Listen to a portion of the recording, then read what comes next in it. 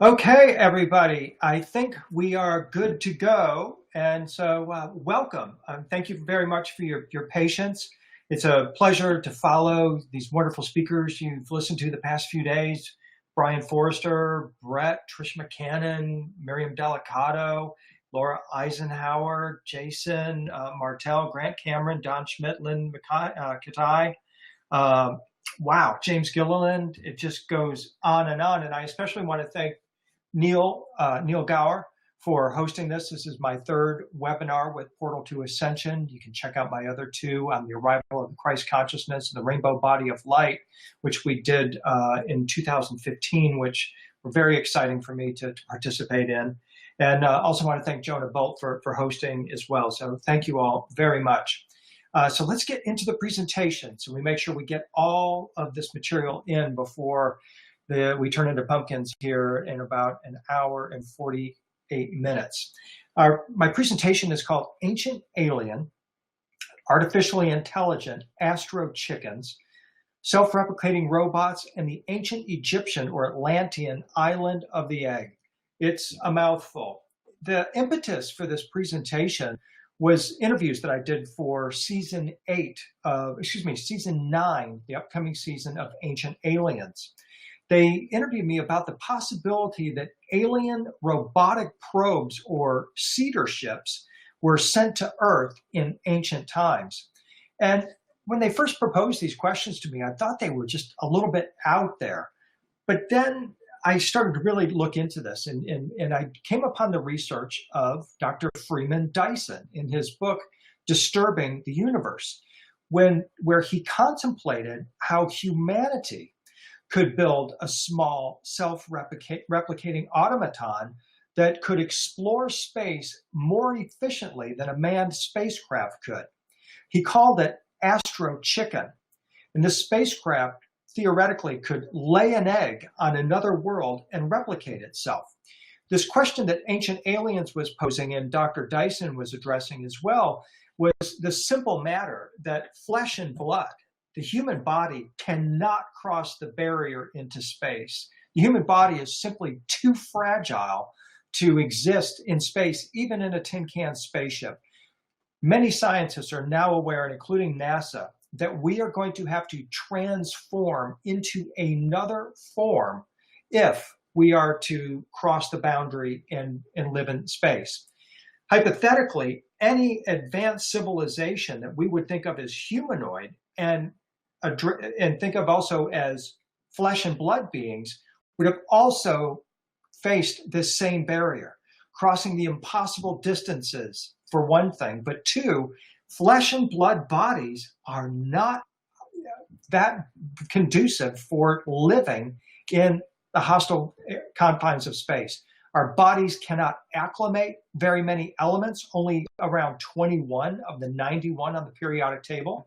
So this is why, beginning in 1962, NASA started investigating transforming humans into cyborgs, part humans, part machines, so that we could venture out into space. And again, the idea is that advanced extraterrestrial civilizations have visited Earth for many, many thousands, if not millions of years, and it's quite possible that they too were not fully flesh and blood beings. They were either cyborgs or they were ephemeral beings. They were light beings who could take on physical manifestation.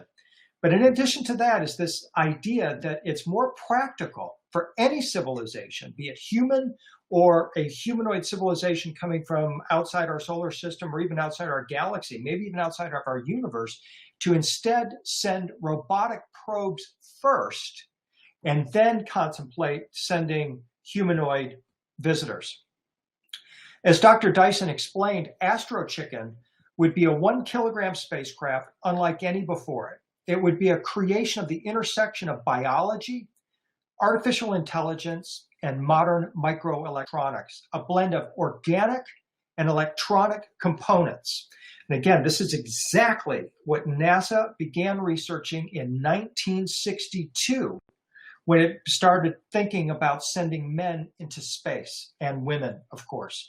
They instantly realized, and it could have been because of the Roswell crash in 1947, when we not only recovered a crashed vehicle, allegedly, but also non-organic pilots. And we would have had firsthand knowledge right then that, at least in this particular instance, the Roswell crash, the beings were humanoid, but they were not strictly flesh and blood. They were hybrid beings, a blend of organic and electronic components. And this is what NASA is saying we must become as well. As I ventured further into this research, my show research returned me to my 2006 book, Star Walkers and the Dimension of the Blessed, in which I decoded ancient Egyptian star walking or stargate metaphysics, specifically the Edfu creation texts, which are a creation story, a Genesis story recorded on the walls of the Temple of Horus at Edfu. And what I did then is I compared the Edfu creation text to the story of Atlantis. To me, the similarities were glaring and obvious. And this is a kind of a pioneering effort on my part to look back and say, well, wait a minute. Plato said he got the story of Atlantis from his cousin, Solon, who had been traveling in Egypt, but nobody knows where he got the idea. When I looked at the Edfu text, which essentially says this: bird-like beings, beings of light, came to Earth from the cosmos. They laid a cosmic egg in Egypt that grew around it an advanced civilization, an island civilization. These advanced bird-like light beings brought with them technology. The text specifically described a relic that helped them to found this advanced civilization, this advanced island civilization. But then there was a cataclysm. The island civilization was destroyed. But before the destruction of this island civilization, the sagely beings had secreted away in hiding places advanced technology, the relic they spoke of in the text.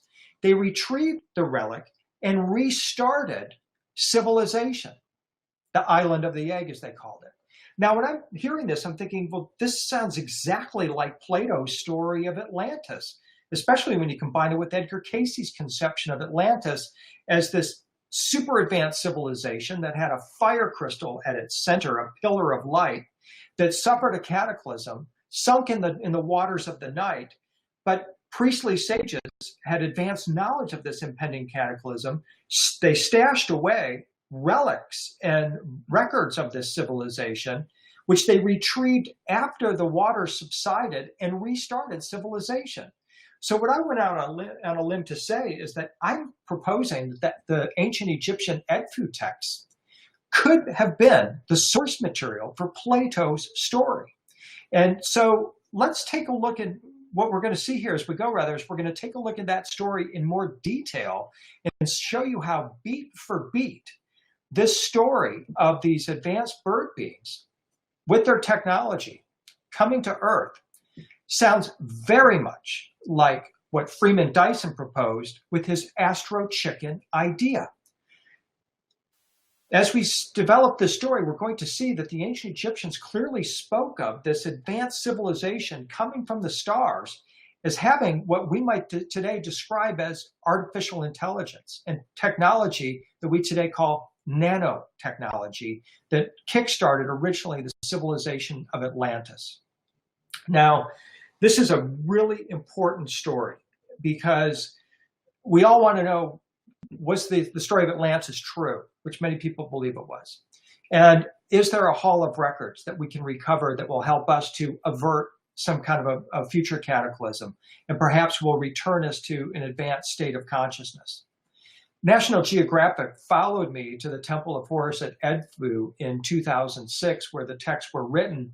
And they tried to do a real hatchet job on this story, doing everything they could to destroy the connection between Plato and the Temple of Horus at Edfu. But anybody watching the program, Atlantis, Is It Real, was its title, can see through the veil and see that they were really kind of alarmed that Plato's story of Atlantis has got some real source material here at the Temple of Horus at Edfu. So as I said, when I revisited my work on the EdFu texts for Ancient Aliens, I was shocked and excited to discover just how this story perfectly matches with the concept of self-replicating, artificially intelligent robot seeder ships that are presently being proposed as a way to explore and colonize the galaxy. So my question that we're going to explore in this presentation is this: are the EdFu texts and the tale of the star seeding of the Earth by this bird tribe, as described in these texts, actually the story of an ancient artificially intelligent probe or Genesis device? And as I share, I think we have to seriously consider this possibility. My thought stream concerning the possibility of ancient alien robotic probes, especially artificially intelligent probes, originally began flowing with this comment from futurist and blogger George Dvorsky. He says, forget about generation ships. These would be ships where people would spend hundreds of years traveling the stars to arrive at a neighboring planet, even light years, right? So forget about generation ships, suspended animation, or the sudden appearance of a wormhole, he said. The most likely way for aliens to visit us, whatever their motive, is by sending robotic probes. And here's how swarms of self-replicating astro chickens could someday rule the galaxy. Another thought that fed this stream came from Wikipedia, noting that back in the late 1940s, the Hungarian mathematician John von Neumann wondered if it might be possible to design a non-biological system that could replicate itself in a cellular automata environment in space. Von Neumann rigorously studied the concept of self-replicating machines that he called universal assemblers, and which are often referred to as von Neumann machines. While von Neumann never applied his work to the idea of spacecraft specifically, Freeman Dyson did. Nanotechnologist writer Eric Drexler did. So did Ralph Merkel and Robert Freitas, who all took his idea and applied it to exactly that concept. The blue spheres that we see here could be an example of a design for such a robotic seeder ship that is self-replicating, that's out in the cosmos, that is looking for a world to inhabit. If one of these self-replicating probes finds evidence of primitive life or a primitive low-level culture, it might be programmed to lie dormant, silently observe, attempt to make contact, or even interfere with or guide the evolution of life in some way. And I'm going to show you that this is exactly what the ancient Egyptians said happened in their creation tale from EdFu. While Astro Chicken has the common traits of self-replication, exploration, and communication with its home base, Dyson conceived the Astro Chicken to explore and operate within our own planetary system and not explore interstellar space, although Drexler and others think that that's a real possibility. Astro Chicken would be launched by a conventional spacecraft into space, like an egg being laid into space. Astro Chicken could then hatch and start growing a solar energy collector. The solar collector would feed an ion drive engine that would power the craft. And once Astro Chicken entered a planet's vicinity, it would collect material from the moons and rings of the planet, taking in nutrients. This is a 1982 NASA artist conception of a self-growing lunar factory. Oh, excuse me, sorry. This is an artist conception by Dana Augustine, actually, of Plato's Atlantis, at least as described in Plato's story, with the concentric rings representing the canals of Atlantis and the fiery center representing the pillar of fire that Casey said was at the center of the Atlantean civilization. Here is the 1982 NASA artist conception of a self-growing lunar factory. I hope you appreciate a little bit of the humor here. You can see the diagrams are strikingly similar, leading one to wonder, hey, maybe there's more to this than we've actually given credit for in the past. At the center of the Astro Chicken idea is this solar collector.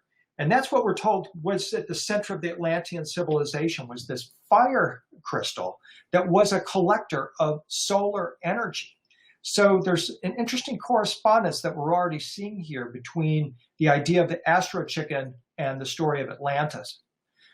Oxford-based philosopher Nick Bostrom got in on the act here and discussed the idea that future powerful superintelligences will create efficient, cost-effective space travel and interstellar von Neumann probes.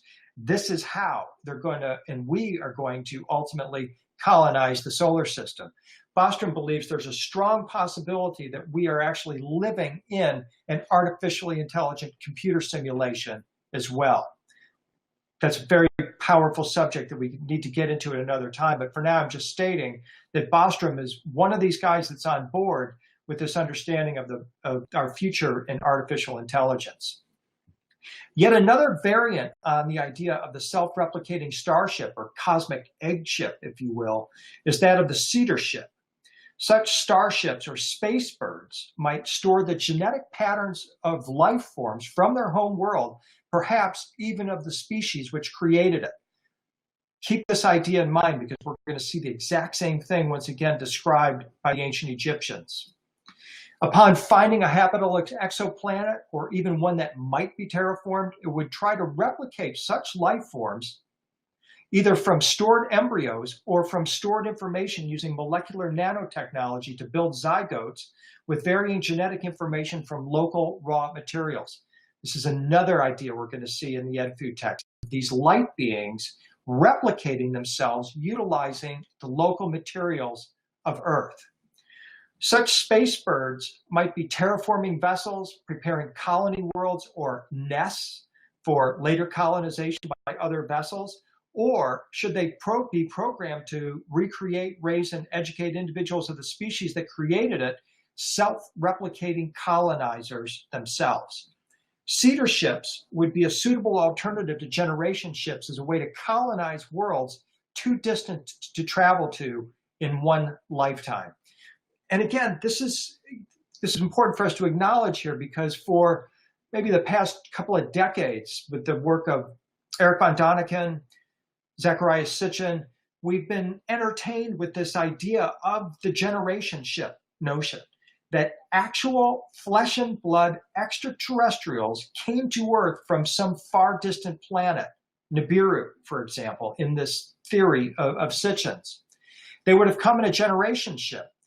Sitchin asked us to believe that the Anunnaki, when they came here 450,000 years ago, had reached the same level of technological advancement that we were at about 20 years ago. He believed that Sitchin proposed the Anunnaki putted around the cosmos in rocket ships, rocket-propelled ships.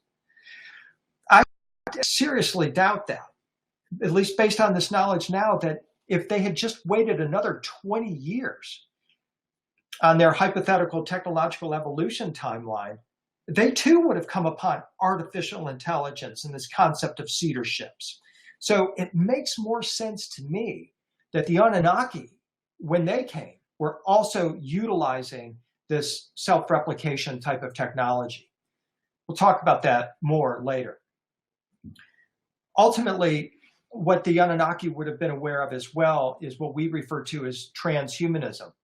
This idea that our flesh and blood bodies are too fragile to go into space, that we're going to have to transform, we're going to have to become transhumans.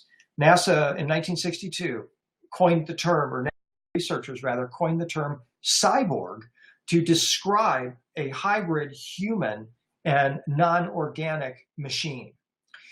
Now we talk about dispensing with the body altogether. We talk about creating avatars and simulated realities. We talk about leaving the body behind and instead opting for mind uploading, transferring our personalities to another brain. We talk about time scanning. Detailed information from the past will become more available in this theory. Once time scanning is available, we will be able to resurrect people from the past by copying them to the future via mind uploading. This also brings into play the idea of parallel realities. Artificial realities will be constructed and inhabited by sentient life. Perhaps one day we'll wake up in a synthetic reality, like Nick Bostrom says, after having been copied to the future.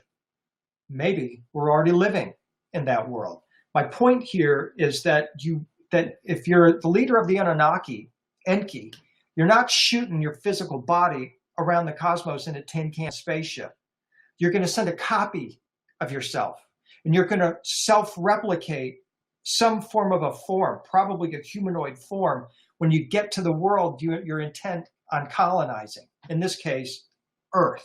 And then you're going to have your mind downloaded into that new physical form that you'll walk around in. That's the theory anyway. Mind uploading research is ongoing, and scientists believe may achieve results in this century, perhaps even in the next decade. And once it's available, everyone will be able to live indefinitely in non-biological bodies and make backup copies of themselves that you can shoot through space, that you can shoot through time, whatever it is you want to do. Some of these ideas are in my free ebook, The Singularity is Near, The Next Human, the Perfect Rainbow Light Body, and the Technology of Human Transcendence, where I describe in detail just how advanced our technology is in terms of creating these non-biological bodies and merging our flesh with technology. If you go to my website, williamhenry.net, and click on The Singularity, you can send me an email and I'll make sure you get a free copy of the book, as well as a recent hour-and-a-half-long presentation that I gave on this incredible situation that we find ourselves in. For now, I want to take you back to Edfu. I want to take you to Egypt. I want to take you to the temple where the ancient Egyptians wrote these creations that describe the arrival of these bird-like beings with this technology that laid an egg that formed this original advanced island civilization. The Temple of Horus is devoted to the sun god Horus. It was built around 250 BC, but sources tell us that the original sources for the story are much older than the temple. In other words, this story was printed on the temple in 250 BC, but it's based on much older stories, in fact. When we go to Edfu on my Stargate Egypt cruises, when my wife Claire and I take groups to Egypt, we always include Edfu. It's part of our Nile cruise. And it's a truly wondrous experience to get on the Nile. The Nile is like a mirror. It also has a memory. It remembers when, and it can take you there.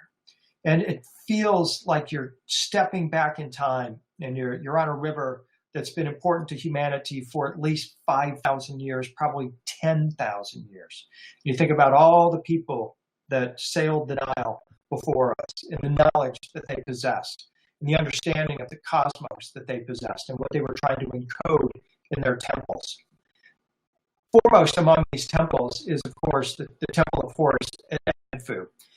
Built during the Ptolemaic era, these are the generals who followed on after Alexander the Great conquered the world. They were deeply interested in resurrection mysteries, immortality, alchemy. They built the Library of Alexandria in Egypt. They also built a collection of Ptolemaic temples that includes Edfu, Karnak, Philae, Kamumbo, Esna, all of which encode the ascension mysteries and resurrection mysteries of the ancient Egyptians on the temple walls. This particular temple was started in 237 BC. It was completed in 57 BC. According to legends carved on its stone walls, the current temple replaced an older structure designed in accordance with the divine plan that dropped down from heaven to earth. Another of the Ptolemaic temples is Dendera. And when we visit Dendera, you're literally standing on the roof of the former temple that was once there. Ancient Egypt is a layer cake. And here at Edfu, they're clearly telling us that this temple is the latest iteration of what has been there. In the 1800s, David Roberts visited Edfu and made these astonishing paintings, very beautiful paintings of Edfu, mostly covered in sand. Today, fortunately, the sand is clear, and we can walk around the Temple of Horus, this temple of light, this Ascension temple, and explore its many mysteries firsthand. We see the winged disc above the temple entrance, the symbol of ascension, the symbol of resurrection.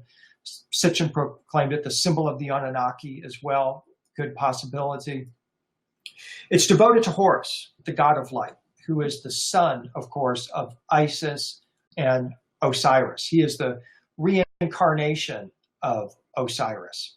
And here on the facade of the Temple of Horus, we see Horus, and he holds in his hand his mini-me, if you will, his Horus device, some kind of a handheld device that looks sort of like a combination of a serpent and a bird. Horus is the falcon-headed god, the hawk-headed god, and he's very often portrayed as blue. So he's actually a blue bird, or a term that many people are using these days, blue avian. Now, I'm not totally familiar with the concept of the blue avians as being promoted presently. I've surveyed some of the materials when they initially were presented. I was a bit surprised not to see a reference to Horus as one of the original blue avians. And so this is either suggesting that Horus is not part of the current group of blue avians, or it's just simply not part of this group at all. I'm going to have to get clarification from the promoters of the blue avian theory to see if they actually include Horus, because they have not mentioned him at all, which suggests to me that perhaps there is no connection. But the fact is that Horus at Edfu, as well as at Dendera, as we will see momentarily, is portrayed as a blue bird being, a hawk-headed or falcon-headed bird being. So as we're wandering around the Temple of Horus, we're starting to get a feel for this temple. We're seeing some of the interesting etchings in the stone wall, including the Seth device, which looks sort of like a velociraptor to some people. We see the incredible granite statue of Horus that guards the entranceway to the temple. Favorite photo op for a lot of people. We enter into the inside of the temple, which mimics the original island of creation, the original Garden of Eden. These tall pillars going into the ceiling actually unite heaven and earth. That's their symbolic purpose. So we're actually wandering in now into the original island of creation, if you will, that linked heaven and earth.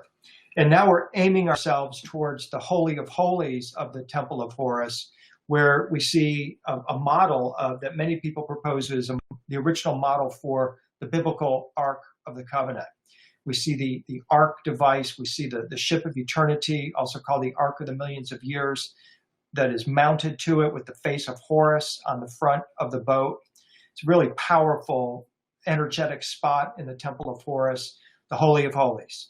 We're in it now, and you see that this massive granite chest that's behind it that would have had statues within it.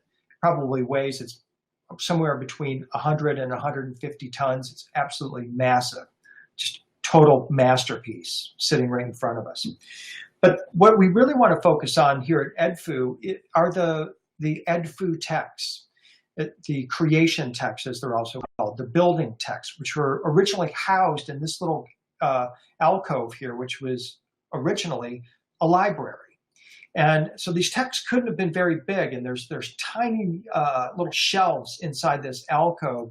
And it gives you the idea that maybe these texts were like etched on small stones originally. According to the legends etched onto this book in stone, the Temple of Horus replaced an original structure, as I said, that was dropped down from heaven. The first temple came into existence at the beginning of the world. And it's highly probable that the texts, these Edfu texts, etched upon these walls are far more ancient than the Edfu temple upon which they're printed. The Edfu texts, as they are known, are largely unknown and were only recently translated. We're going to discuss the work of Dr. Yves Raymond here in a moment, who translated these works only in the 1970s. This doesn't mean that all their contents are unfamiliar just because these texts are largely unknown. As we're going to see, the Edfu texts tell a story that is hauntingly familiar. Here, we read about the origin of a primeval resting place of the falcon and life in a primeval domain of the falcon. These texts relate a tradition that says the spot of creation, the island of creation, was a field of reeds where divine beings resembling falcons came to Earth. This is the arrival of the bird tribe, the Avian tribe. And at Edfu, we see plenty of examples of Horus interacting with the Pharaoh, transmitting key of life, transmitting other knowledge, including the knowledge of perfuming to the Pharaoh.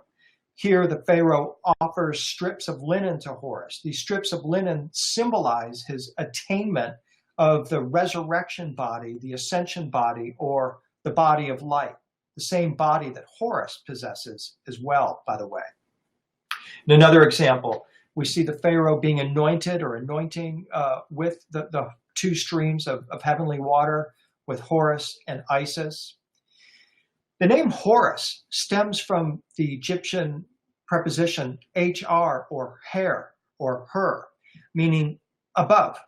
It's because Horus soared above like a falcon, but also because he came from above. He's portrayed as humanoid, blue, and with a hawk or falcon head. These particular images that we're looking at here come from the Temple of Hathor at Dendera, where we see Horus as a blue bird being enthroned. He holds the Set device with the head that again resembles the pterodactyl. We see the Pharaoh, one of the Ptolemies, offering the image of the gateway to Horus, who's enthroned once again on his key of life throne. You note that he's blue. This means that he's actually transparent. He's invisible, like the sky is thought to be transparent. If you can see through it, you can see the stars. If you can see through Horus's transparent blue body, you can see his star body. So at the Temple of Hathor at Dendera, we'll see the pharaohs standing before, making offerings to Isis/Hathor, and also Horus, the blue Avian god, the light being. Horus wears stars and feathers to reinforce the idea that he is a star being, a celestial being, and the feathers indicate his ability to soar into the cosmos. He has a winged serpent patch on his shoulder.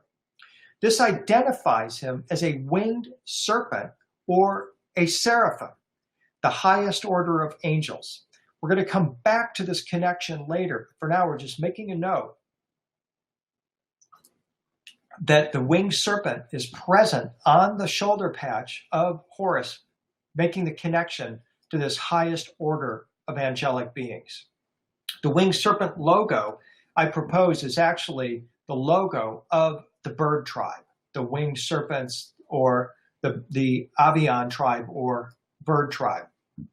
Also at Dendera, we see the bluebird Horus on a wormhole or lotus boat. This is the ship of eternity, the Ark of the Millions of Years, as it's also called. One of my contributions to the modern study of Egyptology is to note that the way the ancient Egyptians portrayed the lotus boat of the gods, the deities and the stars, matches precisely the way modern science portrays a wormhole. So I put two and two together and came up with this revolutionary take that in fact, the gods at Dendera and elsewhere are sailing the cosmos on wormholes. They're light beings who have the ability to open portals or gateways in space-time and travel the stars through wormholes. The interesting thing about this is that it points us in the direction of just exactly how advanced these beings must have been. To open wormholes with their consciousness suggests that they are super advanced beings. And in fact, they are inviting us to follow them on this path of ascension and recover this ancient Egyptian stargate metaphysics, which is what the Eye of Horus, the blue eye of Horus, represents. And in this instance here, we see Thoth or Tahuti, the ancient Egyptian god of divine magic or alchemy, the bird-headed Thoth or Tahuti, who is here adoring or worshiping the Eye of Horus on the ceiling at Dendera. And as usual, he's on his wormhole-shaped lotus craft, the ship of eternity, or the Ark of the Millions, called it. Is it possible that the ancient Egyptians knew about wormholes, as their artwork and text suggests? I believe it is. And this synchronicity points to a question: which came first, the shape of the celestial ship, the chicken, or the man-made earthly ship, the egg? Why is it that the way the ancient Egyptians created their earthly ships, they made them shaped exactly like the shape of a wormhole? I think that the U shape of the wormhole is the primordial symbol, and it is a representative of the consciousness technology of the bird tribe who brought this technology to Earth. Since 2004, I've been cataloging images of Osiris and the other ancient Egyptian gods star walking or surfing on this boat as regenerated or born again beings of light, star beings. And I've been comparing them to modern depictions of star boats scientists call wormholes or stargates that enable travel through the galaxy and even to parallel universes. As we see here, the parallels are striking. And it suggests to me that this is one method or mode of transport that these beings use as they're traveling through the cosmos. And so very often you will see them, as we're looking here at Dendera, sitting on their feathered thrones, which are called Merkaba thrones. They've got their resurrection sticks in their hands. They've got their keys of life in their hand, and they are good to go in terms of interdimensional or cosmic travel. They can go from Earth to point to point B in the cosmos or in another universe at the speed of thought. And so this is just some backstory here about the level of technology that is potentially portrayed on the temple walls in ancient Egypt. This wormhole-shaped boat has been sitting there for over 2,000 years. And perhaps there was a metaphysical time lock on it, waiting for the moment when we developed the consciousness to be able to conceive of wormholes. And for whatever reason, when I was first researching Egypt, ancient Egypt in the early 2000s, I made this connection and it stuck. So now when you go to the Temple of Hathor at Dendera, especially your spiritually minded guides are going to tell you to look up on the ceiling and see the gods traveling on their wormhole boats. I appreciate them very much picking up on this idea and trying to expand people's minds. So here we see a pharaoh in a blue sphere on his ark-shaped or his lotus boat, his wormhole boat, the Ark of the Millions of Years. Above the blue sphere, we see the Egyptian hieroglyph for heaven filled with stars. And it indicates that this figure in this blue sphere is traveling the stars as a celestial being. And I'm proposing that this is another method of travel that these beings utilize to travel the cosmos. So now, let's come back and let's take a look specifically at the work of Dr. Yves Raymond, who is the professor from the University of Manchester, or Manchester University in England, who first translated the ancient Egyptian Edfu texts. She wrote a book called The Mythic Origin of the Egyptian Temple. And she says that these mysterious texts contain cosmological records that begin with a picture of a primeval island where the gods or divine beings were believed to have lived first. Among the titles included in the Edfu collection are the specification of the mounds of the early primeval age, the sacred book of the early primeval age of the gods, and offering of the lotus. She says that the mythological picture and cosmological picture these creation texts paint is complex, but it's absolutely technological as well. And this is one of the reasons why it's so complex. According to Egyptian cosmology, all life began with the emergence of a sacred island out of the primeval waters of Noon, the cosmic waters. The Egyptians said a mound emerged from these primordial waters and became the resting place of the creator of the world. It is also thought of as the nucleus, the egg from which all creation on earth grew, and a lotus emitted radiance from this place. The island of the egg, as it was called, was surrounded by this primeval water. The Edfu texts tell us that by the edge of this lake was a field of reeds, a sacred domain also named the homeland. Throughout the Edfu text, we learn about the ancestors, the original divine dwellers of the field of reeds, the island of the egg. The ancestors were responsible for bringing into existence all that exists. These are celestial beings. These are star beings. On the island, we're told, was a high hill. It was on the high hill that these formless beings shaped their physical bodies. They were regarded as self-created divine beings. This place is the ground or field of the ancestors, according to the Edfu text. Flanders Petrie put forth his theory that the magnificent and long-lived civilization of Egypt was founded by a super race in antiquity.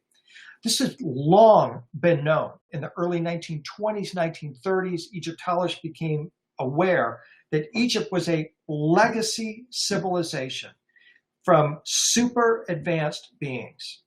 This became known as the dynastic race theory, and it alleges that in the pre-dynastic era, before 3200 BC, Egypt was invaded by a technologically superior group of elite foreigners who Petrie believed came from Mesopotamia.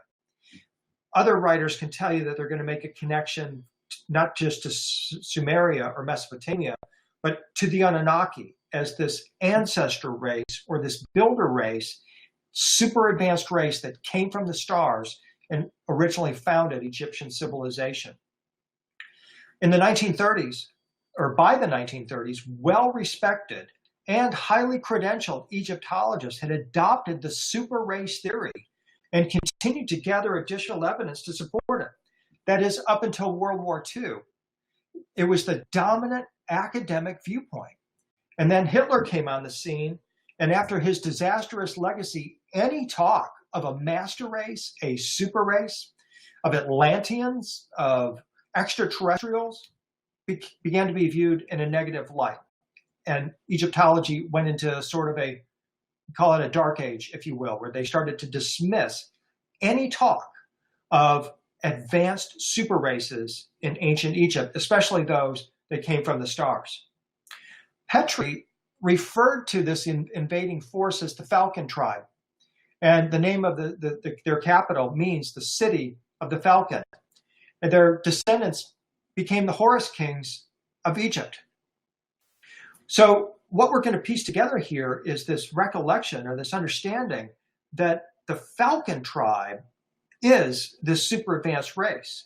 But what Dr. Raymond makes us aware of is that this advanced race were originally formless light beings who came from the stars and took on human form when they founded the island civilization the ancient Egyptian Edfu text describe. This belief that all emerged from water, as the Edfu texts say, is highly significant and was actually validated by modern science in 2005. Results from particle accelerator, particle collider experiments suggest that the universe behaved like a liquid in its earliest moments, as opposed to a fiery gas as long thought to have characterized the first microseconds of existence. Space-time may be fluid. And the question is, how did the ancient Egyptians know this? Probably through visionary experiences walking the stars, or more likely because the ancestor race who came from the stars told them this. In 2015, we get more validation that the universe was originally watery in form.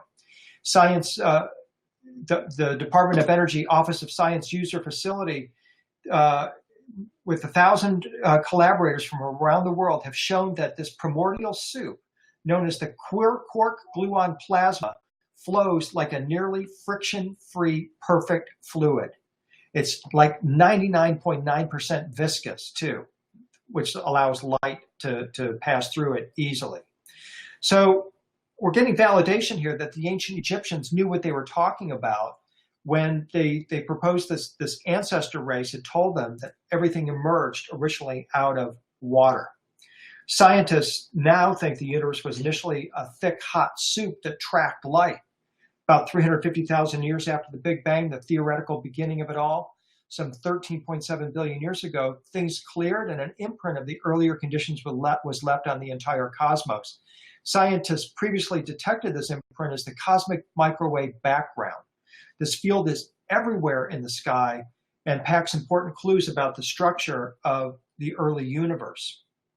Something similar should have happened with sound, says Harvard scientist Daniel Eisenstein, who's now at the University of Arizona. The early universe, he proposes, rang with the sound of countless cosmic bells, which filled the primordial darkness with ripples like the surface of a pond pounded by stones. The wavefronts later served as spawning grounds for galaxies, his research reveals. And down here in the lower right, he shows the primordial sound wave, now 500 million light years across. So we're getting some validation here that the EdFu texts have some very critical information in them for us. In returning to EdFu, we learn that in the island of the egg was found a high hill, which sounds like a place where matter was piled up. It was on the high hill that a group of nameless deities who existed before the origin of the earth came into manifestation. Raymond notes that these divine creator beings seem to have lived in the island of the egg in an insubstantial form. These shapeless creative powers were described by the Egyptians as the most aged ones and the lords of the light. They begat themselves, says Raymond, without father and mother. So these are self-created, or are they self-replicated beings?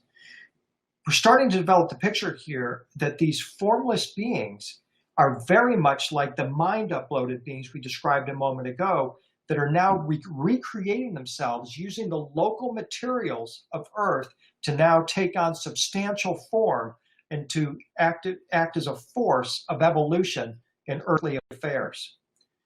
A similar description of having no mother or father and being self-created is given to the biblical king Melchizedek, the priest king of Salem, who was born without mother or father and who performed the first manna and wine ceremony that was later adopted by Jesus, who is a priest forever after the order of Melchizedek, thereby connecting himself with this ancient order of light beings. Clearly, we are asked to believe that the first creator beings were immaculately conceived from out of the blue or out of nothing, a la the Egyptian creator god Ptah and Melchizedek, and later, of course, Jesus. The lords of light were regarded as self-created divine beings and are described as the primeval ones. They're the star children, or the An. According to Raymond's interpretation of the EdFu text, these formless beings shaped their solid physical bodies out of a substance produced by the fertilization of a substance called BNNT, Bunit. While it's not certain exactly what the Egyptians were talking about, Raymond speculates that the term Bennett seems to describe the place in which the mystic union between the primeval ones and the cosmic waters of noon occurred. She hints that the newborn Earth might have been imagined as an island or embryo of this substance, which emerged from the waters of noon, the island of the egg. So we're talking about, here again, these beings coming from another region in space-time and creating or forming their earthly bodies out of local materials, and apparently also having the ability to regain their cosmic consciousness in these bodies. They perhaps have uploaded their consciousness into some form, shot it through the cosmos, and are now reforming their bodies out of the local materials and then re-downloading their consciousness into these new bodies. Apparently, these beings were thought to have acted first in somewhat insubstantial form while creating the island of the egg. After the substance was brought into existence by the fertilization of the Bunit matter and had its manifestation in the emergence of the island, then it was possible for the primeval powers, the original creators, to undergo metamorphosis and assume a physical form. So this is our cedar ship idea. where it goes into a new world and goes out and gathers materials that it can replicate itself with to create a physical form for itself. And this is exactly what the Edfu texts are telling us that these ancient light beings did, projecting themselves into our world, harvesting some kind of a substance, perhaps coming some of it from the cosmos, others of it from the earth, and now forming their physical bodies. In my AI scheme, the beings self-replicated themselves from nanobots. As an alternative, I'm thinking they may even have entered into human bodies they created by a divine power. This is alluded to in the Sumerian creation stories when the gods fashioned the human body. In ancient Egypt, we also learn of Ptah, who fashioned the human body, so that then the gods could enter into the bodies of these newly created beings. So I'm highly intrigued by the Edfu recollections and rememberings concerning these primeval ones, particularly since ancient American oral tradition from Tennessee, where I live, retold by Cherokee wisdom keeper Diane Iweho, says that formless thought beings called TLA beings or Tula beings rode a sound wave from the Pleiades star cluster through a hole in space in East Tennessee and created the Cherokee. And then all of the rest of the humans then are dream children of these angels or elemental forces who came from the Pleiades. So this is another example of a creation mythology where we're talking about advanced beings projecting themselves into our world and taking on physical incarnation. To me, self-conception is the same as self-replication. The island of the egg is starting to sound like an artificially intelligent replicator space bird ship or a creation or genesis egg laid by one. The Egyptians imagined that after the first phases of creation were completed, the primeval ones, these light being ancestors, lived in the vicinity of a pool that contained a lotus, and within it the sun god.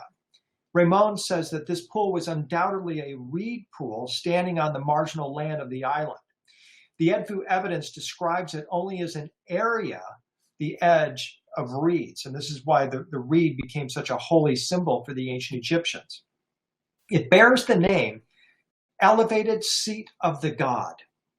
This seat is pictured as a jed or tet pillar that was made of a bundle of reeds. Ramon hypothesizes this represented the actual spot or nucleus of creation, the place where the divine powers fertilized this bunnet matter, the embryo of the earth. And so what we're looking at here is an example from the Egyptian Book of the Dead of one of these tet pillars with the keys of life hanging from the arms. And also it's upholding the Egyptian symbol for vibration and also possibly for soul as well. The jed pillar or tet pillar is a type of world tree. It represents stability, continuity, and regeneration. The festival of the raising of the Jed dates back more than 5,000 years to pre-dynastic times, as does the Book of the Dead, which identifies the Jed as both the backbone of Osiris and the support or backbone of the universe. This is the key relic of these ancestor beings. This is perhaps some kind of like a nanotechnology machine in my AI scheme.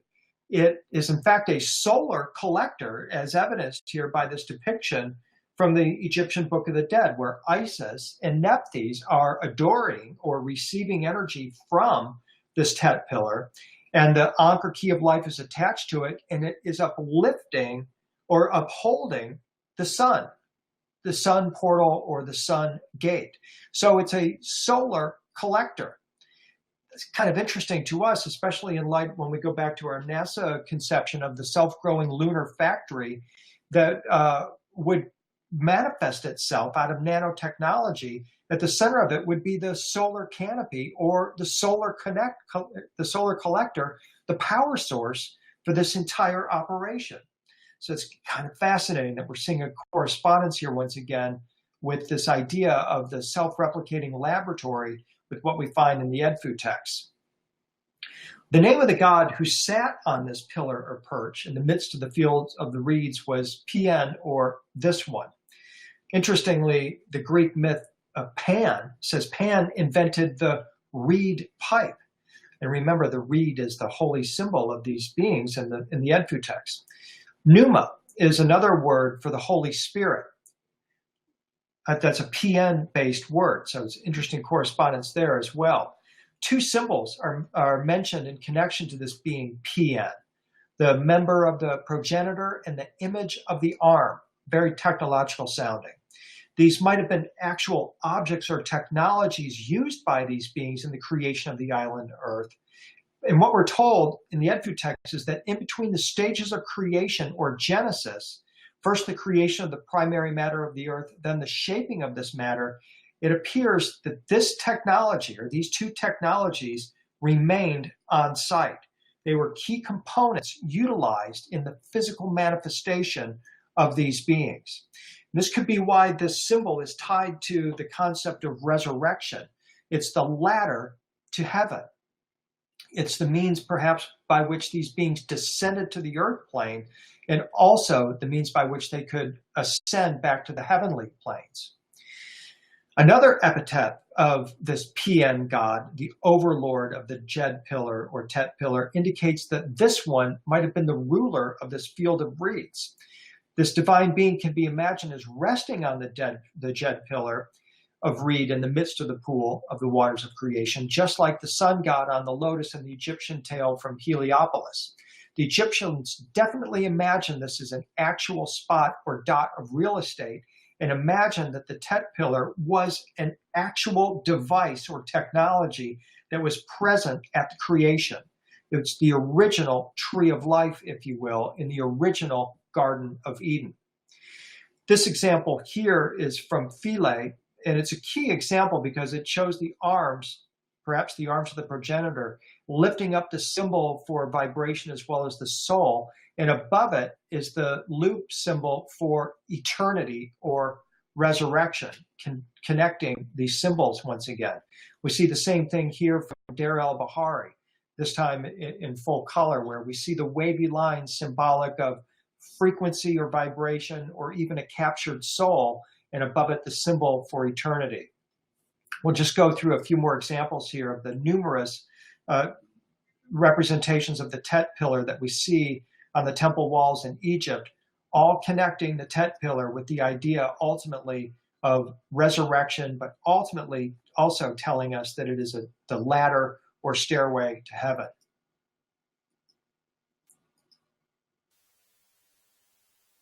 This Tet pillar, the Edfu text tells us, was protected by two other entities described as Hathor and another falcon named Nefer, who is referred to as the sanctified ruler and the ruler of the wing. We also see the Tet pillar here at Abydos with the face of Hathor, the goddess Hathor, inside of it. The name Hathor is given to a divine being that dwelt in the dead pillar or Tet pillar, and Raymond supposed it was possible that Hathor functioned as a protector. In fact, Hathor is interpreted as a deity who repulses the evildoer from the mansion of God. And at Abydos, we actually see her face on another variation of the Tet pillar, as if she is housed within this pillar. She's definitely a divine being. She's an extraterrestrial goddess who may have in fact taken manifestation through this pillar that in this instance highly resembles some kind of an antenna-like device. At Hathor's temple of love and joy at Dendera, Isis and Horus are both portrayed as blue bird people or humans with blue feather cloaks, just like Hathor, indicating that she's also a member of this tribe. Back at Abydos, we see additional examples of the Tet pillar here being set upright in this case as a symbol of resurrection. This is the king Seti who is taking the Tet pillar to Isis, and then ultimately will set the Tet pillar upright and offer new clothes to it as a symbol of his resurrection. In this example here, Ptah, the Egyptian god of technology who came from Sirius, is standing in front of the Tet pillar, this backbone, this technology that we're told was present at the island of the egg. The Tet pillars are also featured in a key hieroglyph of Osiris, the Egyptian god of resurrection, and are worth taking a look at here. What we see in this hieroglyph is that the Tet pillars flank the Egyptian symbol for a gateway. And you will see, as we see here on the right, Osiris standing in a gateway that is flanked by these Tet pillars. And the idea is that we think that they're either spinning or they're in fact vibrating, indicating that there's some sort of a sound function to these pillars. The Tet pillars are part of a collection or a kit of tools that form the hieroglyph for what is called the head of Osiris, which is another ancient Egyptian technology that we see featured on the walls of the Temple of Seti at Abydos. The fully assembled Osiris device, as I call it, is on the wall of the Osiris Chapel at the Temple of Seti I at Abydos. And here's what it looks like. When you take the gateway symbol, the portal symbol that's flanked by the Tet pillars, and you put the serpent levitating on the pole on top of it, you get what is called the Osiris device, which was an important device in the story of Osiris's resurrection. This device actually represents the resurrected Osiris. And it suggests that this, in fact, is some sort of a resurrection technology, an Ascension machine that was known by the ancient Egyptians and recovered at the time of King Seti, who immediately followed upon the time of Tutankhamun, Akhenaten, and the time of Moses. It was actually Ramses I who was the one who originally placed that depiction on the wall at the Temple of Seti. And what we see here is Horus and Thoth, the two members of the bird tribe, on either side of the head of Osiris, as it's called, this spinning resurrection device, indicating that this is one of their tools or appliances, if you will. It's possible, at least in my theory, that these ancestor gods, these divine formless light beings, Thoth, Horus, Hathor, were the ones who originally brought this technology to Earth, and it became foundational to the ancient Egyptians. Here in the Metropolitan Museum of Art in New York City, on the left-hand side, we see Horus standing in front of the Osiris device. He's got his back, his shoulders touching Isis, who's also tending the Osiris device. This is clearly their technology. And what the Edfu texts are telling us is that this could have been one of the original relics brought by these divine light beings when they originally colonized Earth. If so, we have to begin to think about it in terms of artificial intelligence and nanotechnology, that this is some sort of a genesis device or a creation machine that they originally utilized when they made their transformed their formless light beings into physical manifestation. It would also have the ability, as we are told in the Egyptian myths, to take the physical body and transform it into a formless light being form or a resurrected body. This is the Osirion temple. It's about 12,000 years old. It's behind the Temple of Seti at Abydos. We're looking at the exterior wall of the temple, actually. And I'm drawing your attention to this because this temple, the Osirion, is believed, as I said, to be at least 12,000 years old and is considered to be an Atlantean temple. Its significance is that it's called the Tomb of Osiris. And what I'm asking you to consider is that this could have been one of the storage places or resting places for the Osiris device that was secreted away before the cataclysm of Atlantis. And then it was rediscovered at the time of Moses, Akhenaten, Tutankhamun, and King Seti. Our attention is drawn to the inscriptions on the exterior wall of the Temple of Seti, which is actually the interior wall of the Osirion. What we see is the Tet pillar on the lower register, and above it is the Osiris device, the two technologies that are referenced in the Edfu texts as being present at the original creation. So these are, in my terminology, the relics of this island civilization, and could well be what they are referring to as a Genesis device. Now, the thing about it is that this symbolism of the serpent levitating on a pole is key and central to our story. The reason why is because this is exactly what we see in the Garden of Eden story. The serpent in the tree of life is the original Genesis story, where Adam and Eve encounter this serpent and receive the wisdom of this serpent in the Garden of Eden. It's clear that the symbolism of the Osiris device precisely matches that of the serpent in the tree. They're the same thing. Moses most certainly apprehended this symbolism. In fact, he lifted the serpent of healing in the wilderness and put it on a pole. This is exactly the same thing that we see in the Osiris device or the Genesis device symbolism. So this is telling me that Moses must have been aware of this symbolism and its meaning originally. I believe that Moses actually knew the ultimate secrets of the Osiris device or the Genesis device, and he recognized that it's in fact the same thing as the Ark of the Covenant. The symbols that we see in the Ark of the Covenant, the rod of enlightenment, the tablets of the law, the box, the golden box of the Ark of the Covenant, when assembled, form the Osiris device or the Genesis device, as I'm terming it here. So what we're seeing here is that Moses must have been training at the Temple of Seti at Abydos when he learned this wisdom. And he must have known that this device probably had its origins in the pre-flood era. I'm suggesting going all the way back to the origins, the time of origin, when these divine light beings, the bird tribe, brought this technology to Earth. What makes me sure about this, or gives me additional food for thought to connect this Genesis device with the bird tribe, and here we see the correspondence of the symbolism. We see the rod of Aaron is the pillar, the two tablets of the law are the two tablets up on top of the Genesis device. The ark-like platform is the Ark of the Covenant.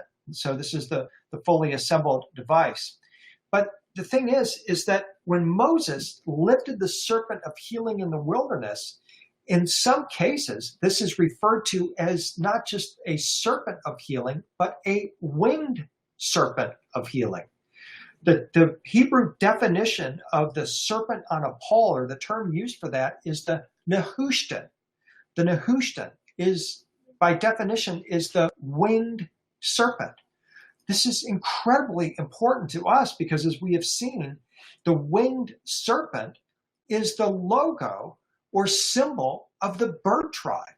It's the symbol of Horus.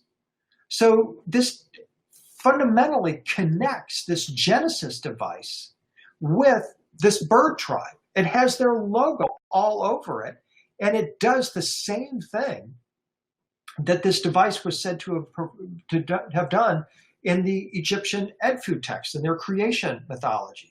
So what I'm suggesting to you is that these beings, this bird tribe, brought this technology to Earth, and that this is perhaps some sort of an AI or nanotechnology device that they utilized to gather in the earthly elements that formed their physical bodies. And when they leave this plane, as in the case of Osiris, their physical body formed by this device. Now, let's take this just one step forward. Another name for the winged serpents in Israelite tradition or Hebrew tradition are the seraphim angels. They are the highest order of angels. They are considered to be beings of pure light and pure love. And they are shown two ways. They are shown with blue wings or with red wings. The red wings are given to them because they are said to burn with the love of the Creator. The blue wings indicate that they are celestial beings. They are like in ancient Egypt, when you see a blue being, it indicates they are transparent or from the stars. So the winged serpents are the seraphim. And again, by definition, the word seraph means winged or feathered serpent. So these beings, these seraphim beings of the angelic tradition, are the same thing, or the same beings as the bird tribe of the ancient Egyptians, the Horus beings, the blue avians. They are the highest order of angels that come from the cosmos and came to Earth on a mission to accelerate the evolution of humanity. Scientifically speaking, these seraphim beings are type 4 beings on the Kardashev scale. They have the ability, they're totally ephemeral, they're non-physical beings. They can travel through stargates and wormholes, they can harness the power of a galaxy, and they can instantly materialize anything through thought. And they can travel at the speed of thought as well. So we're talking about a super advanced level of beings that precisely matches what we've been describing or examining in the Edfu texts in Egypt. They're also referred to as the fallen ones. These are the watcher angels. These are the beings that left the heavenly throne and descended and took on physical incarnation. They crossed a boundary of space-time, a forbidden boundary according to church teaching, and took on earthly manifestation or physical flesh and blood manifestation, and began to teach humans the secrets of heaven.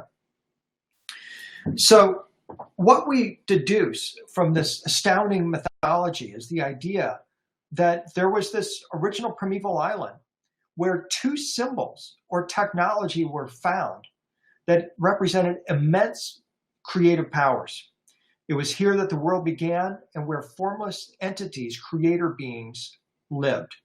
And what I'm proposing to you is that these creator beings, referred to as the bird tribe, Thoth, Horus, and others, are the seraphim angels of the Jewish or Israelite tradition. In her analysis of the Edfu Genesis tale, Ramon proposes there's clear evidence that during the first phase of creation, the island of the earth was first occupied by these divine beings from the field of the blessed. Then a second group of beings appears. These mysterious beings were led by a group of individuals known now as the dirty falcons or sages. Among these new inhabitants is a mysterious figure named the Falcon, who is known as the Lord of the Perch and the Winged One. He leads a group called the crew of the Falcon, referred to as the eldest ones. This is where the Edfu texts then tell us of a cataclysm that destroyed the island of the egg. Something caused a mysterious sound eye to emerge from the island and create devastation. Yves Raymond believed the sound eye to be the center of the light that illuminates the island. And when it fell, complete darkness fell on the sacred domains. The sacred domains were destroyed, and after this death, there was a rebirth or resurrection. This is a clear correspondence to the Atlantis story of the destruction of this original island civilization. The Edfu texts tell of a battle with an enemy serpent that brought to a close the first period of creations, but the inhabitants fight the serpent, called the Great Leaping One, with a weapon known as the Sound Eye, which emerges from the island and actually creates the devastation. A second generation of sages then recovered the only relic to have survived the time of conflict, a single jed pillar located in the field of reeds, and now they resurrect the homeland. Raymond proposes that the field of reeds assumed a new function when the second period of existence of the island dawned. It became an ancestral territory. The name ancestors can, in this tradition, only apply to the original divine dwellers of the field, she notes. And this description, of course, rings of the Hebrew ideal of the lost Garden of Eden. But clearly what we're describing here is the destruction of the homeland, and then its resurrection by a group of beings who went and retrieved the only relic, the Tet or Jed pillar, that enabled them to restart civilization. And again, the correspondence with the Garden of Eden story is very clear. We're talking about the time when ultimately humankind were created and when there was a devastating cataclysm, the flood that destroyed humanity because of the influence, according to the Essenes, of dirty watchers. There are two classes of these angels that came down.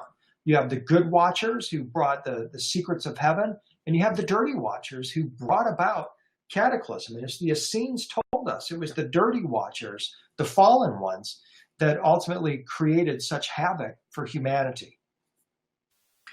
So what happens then is that the Edfu texts tell us that the falcons or sages then build a great cedar temple of the falcon.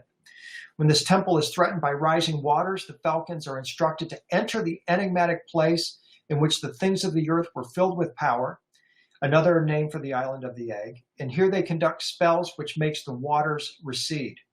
To do so, they use power tools named relics, which are stored within the island of the egg, suggesting the powers of these relics. They have the ability to keep water away or to cause waters to recede from the island.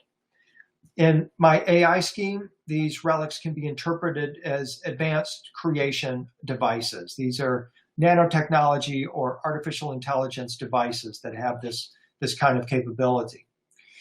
The Edfu texts come to a close by telling us that gradually the divine sages are replaced by the Shemsu Hor, the pre-dynastic ancestors of the Egyptians who were led by Horus.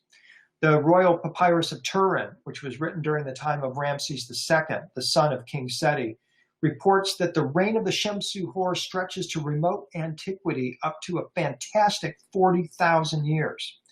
These kings lists call the Shemsu Hor Aku, meaning transfigured spirits or beings of light, inferring that the Shemsu Hor were light beings. Well, of course they were, because these are the same as the ancestor light beings, the formless light beings that originally came from the stars. They are replaced by the Horus kings at the time of the First Dynasty in 3100 BC. So here you see a page torn out of E.A. Wally Budge's Egyptian Hieroglyphic Dictionary that defines the Akut as beings of light, wise, instructed folk. Goes on to say they are the light god. These are the ancestors of light who I'm proposing brought this technology to Earth originally. The Shemsu Hor, by the way, are credited with the creation of the cat.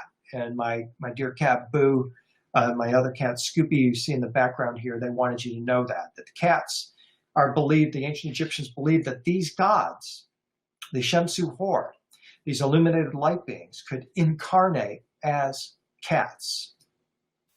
Robert Bauval speculates that the Shemsu Hor were a lineage of real and immensely powerful and enlightened individuals, masters of the science of astronomy whose purpose was to bring fruition to a great cosmic blueprint. I take that a step further based on what we've been describing here, that the Shemsu Hor are the lineage of these ancestors who came from the stars, these celestial light beings who projected themselves into the cosmos and replicated their bodies or self-replicated their bodies through some AI or nanotechnology when they arrived on Earth. The Edfu texts tell us the Shemsu Hor were led by two divine beings who are described as the companions of the divine heart, whose names were Wa and Ea. They recovered the Jed pillar, also called the perch, which they had set up in the field of reeds. And it's inherently possible, says Yves Raymond, that the perch was erected in the same place as that in which the Jed pillar of the Peon god once stood, probably close to the Jed pillar supporting Hathor, and also near the place where the symbols of the creator were hidden. Some people believe this is actually the Giza Plateau that we're talking about, the Great Pyramid Complex and the Hall of Records. I don't have anything to contradict that or dispute that possibility. It's explained that the falcon had arrived thereafter, alighted on the perch, and was uplifted by the reed. And through the power of the reed perch, this Osiris device, actually, or the Jed pillar, the gods were uplifted or resurrected, and the dead or dark world was brought into light. It's clear that the Jed pillar had the power of resurrection. It could resurrect the gods and resurrect the field of the blessed. And after the new divine being alighted upon it, the ancestral falcons were awakened from their slumber. They returned to the place where they formerly ruled in their spiritual forms.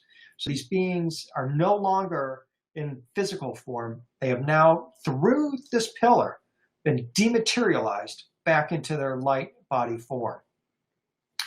Two TET or power towers uphold the serpents here in the glass tubes as seen on the walls of the crypt at Dendera.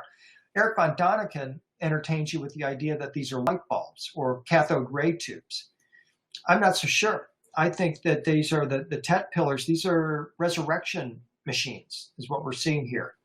And that it's symbolic of the resurrection technology of the original creator gods, the ancestors.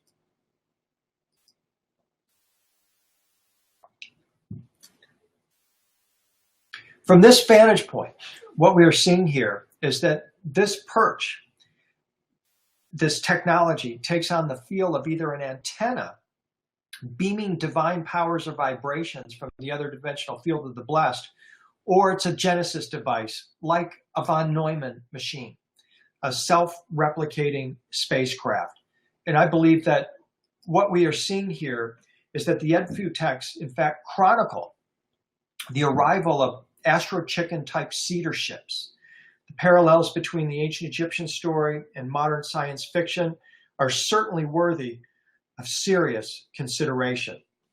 If you're interested in following up on this story with us personally, Claire and I invite you to join us for Stargate Egypt in October 2016, when we'll be going on site at Dendera, Abydos, Edfu, Great Pyramid, and investigating this firsthand. We'd love to have you join us. Go to my website, williamhenry.net, for details about that tour.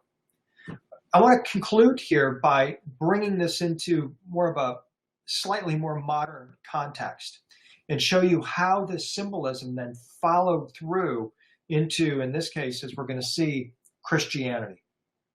Remember, in Budge's Hieroglyphic Dictionary, we see the hieroglyph for the Aku, the wise instructed folk, the light beings, the good people, those who bring protection. All of these are ideas that are associated with these beings. As Graham Hancock and Robert Bauval also explain in The Message of the Sphinx, the hieroglyphs of Aku can also mean transfigured beings, shining ones, or shining beings. And this is perfectly consistent with what we saw in the Edfu text about these ancestral beings. They are formless, light beings who could take on physical manifestation. So take a look at this image here on the left of the transfiguration of Jesus, the moment when he took the disciples up to the top of the mountain and revealed himself as a being of light. He is actually standing in an egg-shaped glyph with 3 rays of light extending from it. This is exactly the hieroglyph of the Aku, the beings of light, the wise instructed folk. I took this photo at the Coptic or Egyptian Christian church in Aswan, Egypt. And it's possible that the artist here had no knowledge of what he was doing when he places Jesus in an egg of transfiguration and shows him transfiguring or metamorphosing into a light being. But perhaps he knew exactly what he was doing. Perhaps he knew that Christianity is the Egyptian religion with the names changed. Christianity, especially its teachings about transfiguration, can be traced directly back through Osiris, but before Osiris can be traced directly back to the ancestral beings, the elder beings, the light beings from the island of the egg. So what we're talking about here is a continuous line of transmission from at least 40,000 years ago, perhaps, up into the modern age, if you will, of 2,000 years ago. Here's the complete image here where we see Moses and Elijah on either side of the transfigured Jesus. He's portrayed enfolded within the Nemesis crown of the pharaohs, suggesting or hinting directly at that Egyptian connection between mystical Christianity and its origins in ancient Egypt. We can go to Italy, in San Marco, in Venice, where we see John the Baptist baptizing Jesus with the Holy Spirit, who's manifesting from an open or an opening in heaven, a stargate. And we see the dove descending, and we see the light of the Holy Spirit splitting into 3 cosmic rays, exactly like the hieroglyph of the Aku. In another transfiguration scene, we see Jesus in his bright white garment of light, indicating that he's in his formless light being mode or phase. And the garment extends down into 3 rays, making him once again into the hieroglyph of the Akut, or the beings of light. We see the same thing here in this image from Crete, where Jesus, again in a transfiguration scene, is showing himself as one of the Akut, the transfigured wise beings of light. Over and over again in the transfiguration scenes, we see Jesus as this transfigured man. He's gone from flesh and blood into a star man. This is the journey of the soul. And this is what I believe the Watcher angels brought with them when they brought the secrets of heaven. They brought with them the secrets of metamorphosis or ascension, the transformation of a human into a celestial being, a star being. And this is the ultimate object of our quest, is to reclaim these teachings. Now, today, we have in Silicon Valley and elsewhere around the world technologists who are working on creating exactly this type of a scenario where we will dematerialize our physical bodies into a formless form. We will upload the contents of our brain into a light being form of ourselves, an avatar form of ourselves that will live in a simulated reality. This isn't a road that I'm encouraging people to go down, but what I'm showing is that technologically, we are at or near the very same place as these proposed ancestral beings were at when they sent the self-replicating cedar ship, the Astro Chicken, to Earth and formed the island of the egg. And we are now at their same level of consciousness. And what I propose for viewers such as yourself is that we now have an opportunity to duplicate that within ourselves. Our technology can duplicate it, but we can also duplicate it with our consciousness. And my view is that we want to, of course, stay organic. We want to follow the consciousness path, because ultimately that will be the path that will lead us to the greatest possible sense of authority, liberty, power, ability, privilege, capacity, and strength. These are all of the things the robe of light, the robe of sanctity, the robe of glory, the shining garment, the garment of light, or the beaming garment of the transfigured ones provides for us. It's encoded within us. It's probable that they were the ones who originally encoded this within us. And now is the time for us to begin to develop our consciousness of ascension, our ascension intelligence, as I call it. Because if we don't, the risk is that the artificial intelligence that is now being developed and utilized on this planet could potentially prohibit us from ultimately attaining our organic light bodies. I said a moment ago that I wanted to connect the early Christian mystics with this line of advanced light beings. And here's some more connective tissue for you to do that. In the Apocrypha of John, which is one of the secret Gnostic Gospels, it's called the Secret Book of John, we learn what purport to be secret teachings revealed by Jesus in a post-resurrection appearance to the Apostle John. The opening words describe a confrontation in the temple between John and a Pharisee who claims that the Nazarene, Jesus, led John away from the original temple teachings. In the story, John goes into the desert and concludes that he really doesn't know anything about where Jesus came from, how he got here, or about this celestial realm he predicted would be the ultimate destiny of all of us. Suddenly, the heavens open, and the whole creation which is below heaven shone, and the world was shaken. Jesus suddenly appears to him in the midst of a brilliant flash of light. He starts to morph. He's first a youth, then an old man, then a small child. And as the luminous being Jesus begins to speak, John realizes that it's Jesus. And Jesus says to him, "I have come to teach you about what is and what was and what will be, in order for you to understand the invisible world and the world that is visible and the immovable race of perfect humanity. Raise your head," he says, "understand my lessons, share them with any others who have received the Spirit, who are from the immovable race of perfect humanity. What this book goes on to tell us is that Jesus is part of a race of ancestral beings who are referred to as the immovable race, or the immovable race of perfect light humans.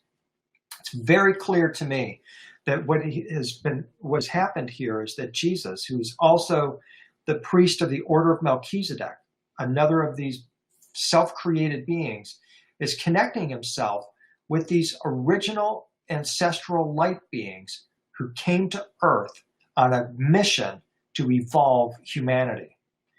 The immovable race of the perfect light human appear to be adepts who have manifested these original bodies of light. Jesus tells John that you have entered into a consideration of great things such as are difficult to disclose to anyone except those who are from that immovable race. He goes on to say that the seed which he raised up in the thought of the people of the race of the perfect eternal light human, the immovable race of the perfect light human, telling us once again that there is this separate race of humans who have attained this ultimate manifestation. And they have come to Earth on a mission to invite us to join them. We know that because this is the mission of the seraphim angels. And this is why we see the blue birds, the blue avians, if you will, the seraphim, the surrounding Jesus, are forming a portal or a star door around his throne.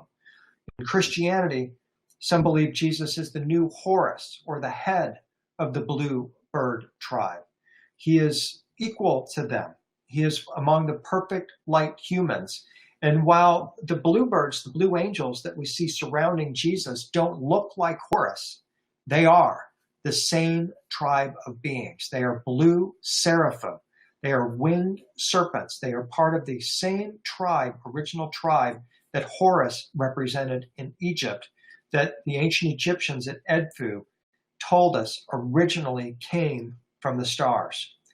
Their vortex-shaped bodies of these blue angels, the blue avians, the blue seraphim, indicate that they're spinning or vibrating at a frequency beyond normal human comprehension.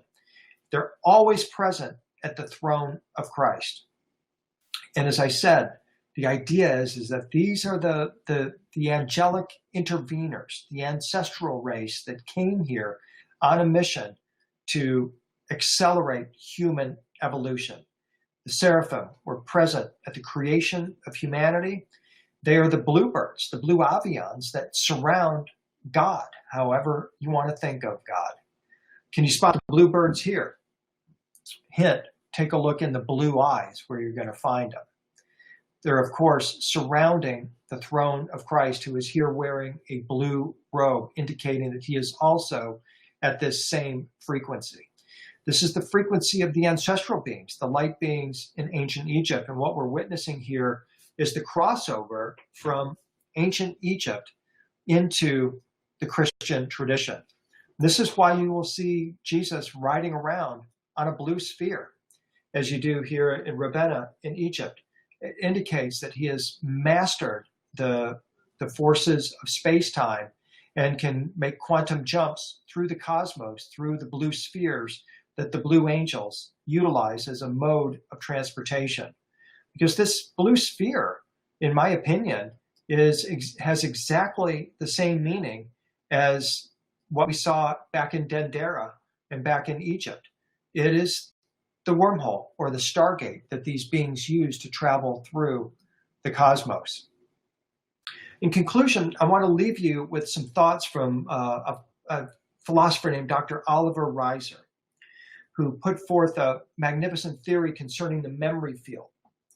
He argued that the Earth is a living being, a giant creature, an egg, an island of an egg, if you will, or island of the egg, with the plant and animal kingdoms forming functionally the entoderm and the ectoderm of the giant Earth egg, with the human race constituting the maturing nervous system of the embryo and the individual persons serving as the neuroblasts of the creature.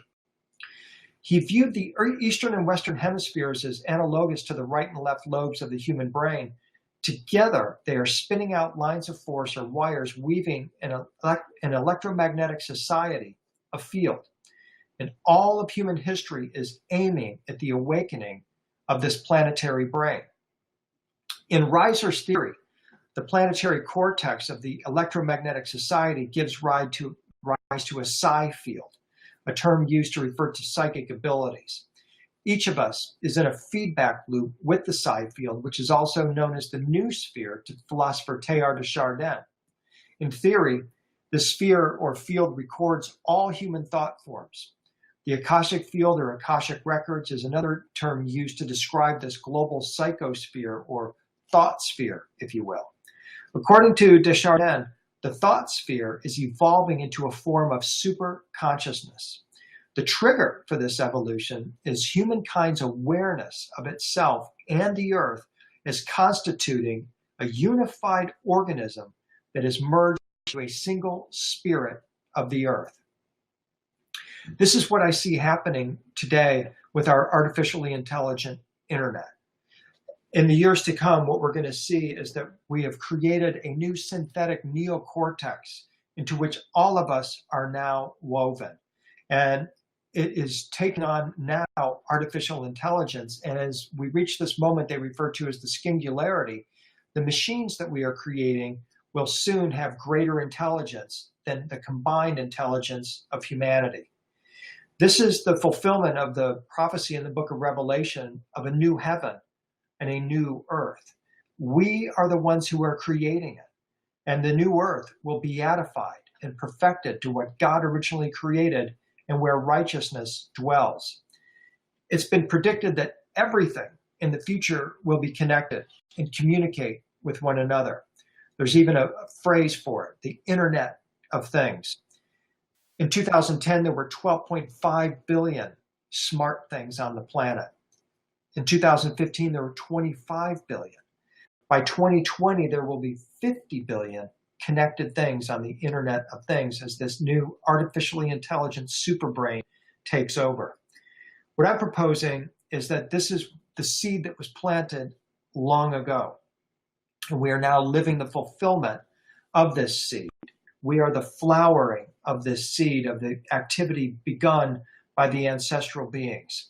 And it's up to us to raise our level of awareness, raise our consciousness, and aim for our light bodies, because in so doing, we will increase our ascension intelligence and make it possible for us to be shining lights for all on this path. So I want to thank you very much for spending this time with me today. I hope you've enjoyed this walk into mythology of the ancient Egyptians and this combination of what we see happening in our modern scientific world. It's an incredibly special time, and every moment, every breath is precious. And I'm truly grateful that you've chosen once again to spend this time with me this evening. God bless you all, and thank you very much for being here. God bless you.